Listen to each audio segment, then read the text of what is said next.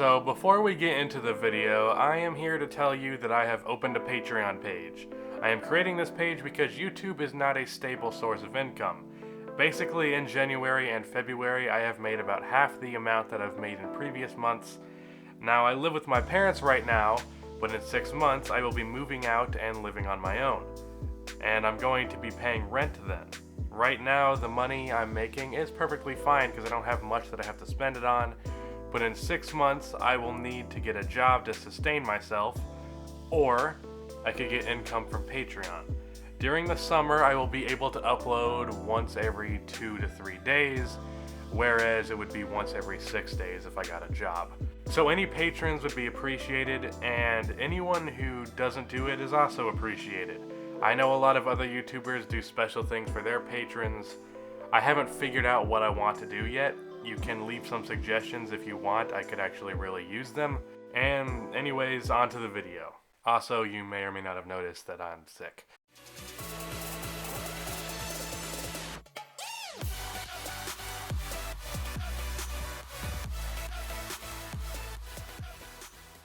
I feel as though there is a player comparison that should be more common but isn't. Let me give you the description of 2 players and I want you to tell me who they could be. One is a current player and the other one was in his prime in the 2000s. A power forward who can block shots, has a post game that is more fadeaway based than hook shot based, with a knockdown mid-range shot, incredible athleticism, a player that gets post or dunks on a regular basis and grabs rebounds. These 2 players are nearly 7 feet tall, with long, thin arms, and they are just overall pretty skinny. Well, you saw the title and the thumbnail, so you know that it's Kevin Garnett and Anthony Davis. I don't know why I don't see this comparison more often. I have seen it, but I don't see it a lot. KG and AD are similar in their size and body types. They both have very similar games. But as we will discuss in this video, they also have a very similar career path. With the 5th pick in the 1995 NBA draft, the Minnesota Timberwolves select Kevin Garnett from Farragut Academy in Chicago. The high school kid is the number 5 pick in the NBA draft. Kevin Garnett, 19 years old. Won't be 20 until next year, so he's a young 19. Parade All-American first team, Mr. Basketball in Illinois and in South Carolina. He was in Malden, South Carolina for a time before going to Chicago. Kevin Garnett quickly became a sensation in Minnesota. After a 5-year playoff drought for the new franchise, Garnett was the piece that was supposed to skyrocket the Timberwolves into relevancy. And he did. Garnett earned the nickname Big Ticket because him and him alone would sell out Minnesota games. Garnett was so good that he brought fans into the arena to see what he could do. Garnett would win an MVP in Minnesota, but unfortunately he did not see a whole lot of playoff success. Know this, he'll announce Anthony Davis. With the 1st pick in the 2012 NBA draft, the New Orleans Hornets select Anthony Davis.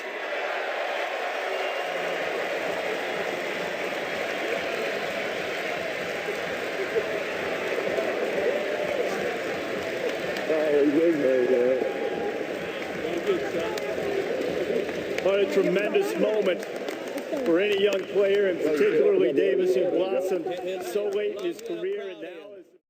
The situation in New Orleans wasn't quite the same when Anthony Davis was drafted. It wasn't as desperate. The Hornets just ended the Chris Paul era. They had multiple years with the best point guard in the NBA.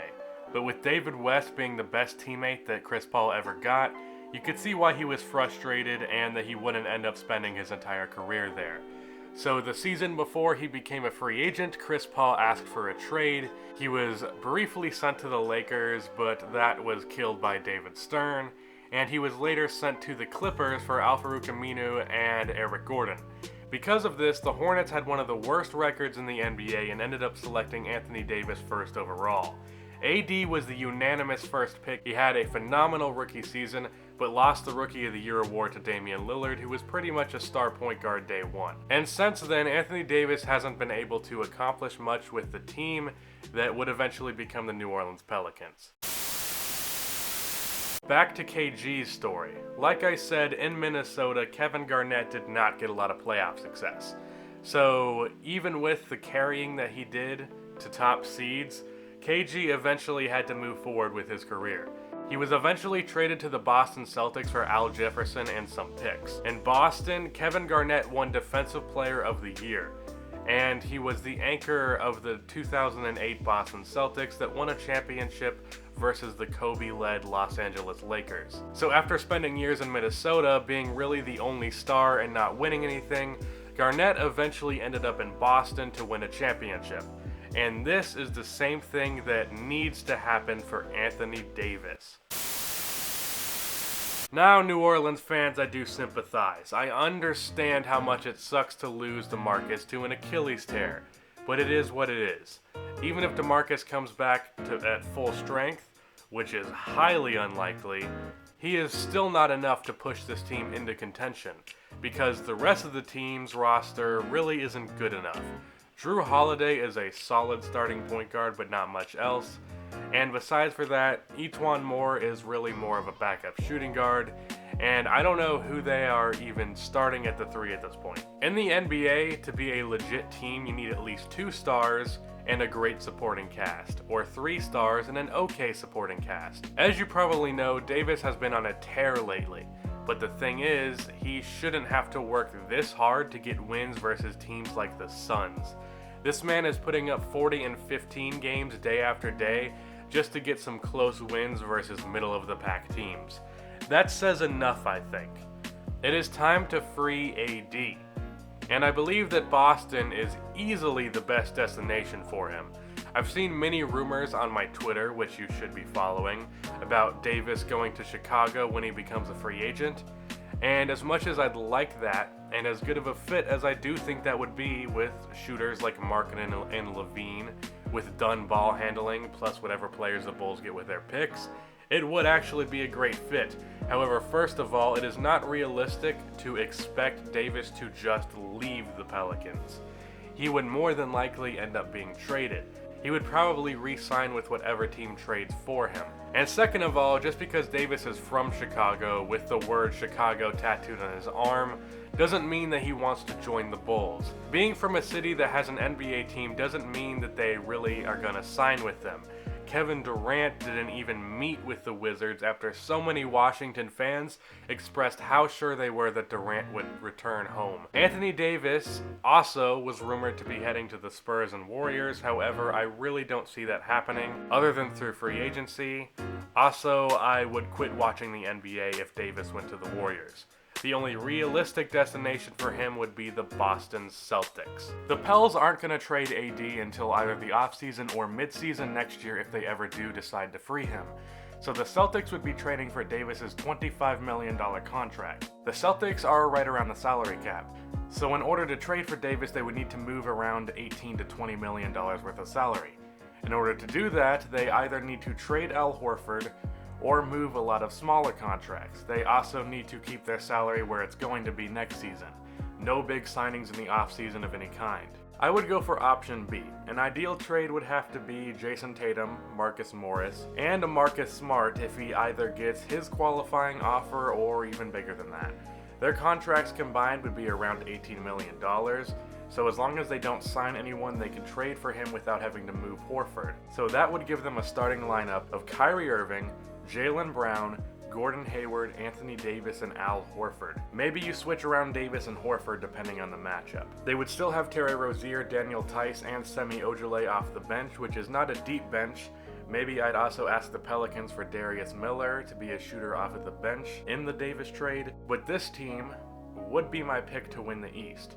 Even if LeBron remains in the East, and even if the Cavs trade their Nets pick for another star, I'm still picking the Celtics if they get AD. A lot of the elements that make Anthony Davis and Cousins work are the same elements that Horford has. I'm speaking purely on the chemistry aspect. They will fit together the way that Davis and Cousins do. Cousins is obviously a better player and a better scorer, but as far as mixing with Davis, The thing that makes Davis and Cousins work is that Cousins is a good three-point and mid-range shooter, and a great passer for a big man. Horford is arguably better in both of those areas, definitely better at passing and definitely better at defense. So the Brow and Horford should mix well.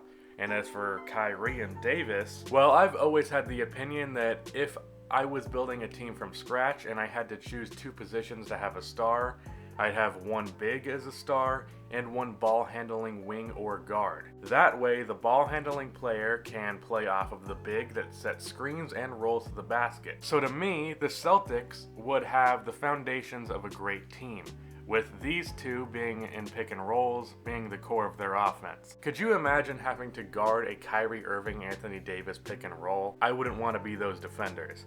You have to worry about Kyrie pulling up for three, or getting a crazy crossover and getting to the rim and making a ridiculous finish, or creating space for a pull-up mid-range jumper. And then you also have to worry about Anthony Davis rolling to the rim for a layup, lob dunk, or even a floater because he has that kind of touch. You also have to worry about Davis getting open from mid-range, or even from three on occasion. And you sure as shit can't switch, because I don't need to tell you what Kyrie can do to a big man on a switch, and Davis on a guard is barbecue chicken. Then you have to consider Gordon Hayward, who would be back from injury. That's another guy who can average 20 a game. He would be the second ball handler of this offense, and he would fit amazingly as the third guy in the offense. If the Anthony Davis-Kyrie pick and roll is guarded well, kick it out to Hayward, who can make a three or take his man off the dribble. This team could possibly compete with the Warriors or even beat them. When you consider the defensive system that Brad Stevens runs, they would be a great defensive team to slow down the Warriors' offense.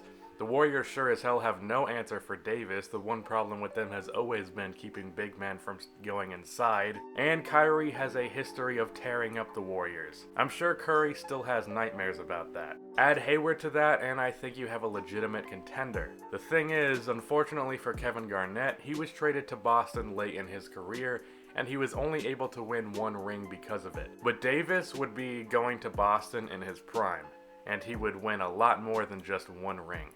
That's the end of this video. Please be sure to like and subscribe for more NBA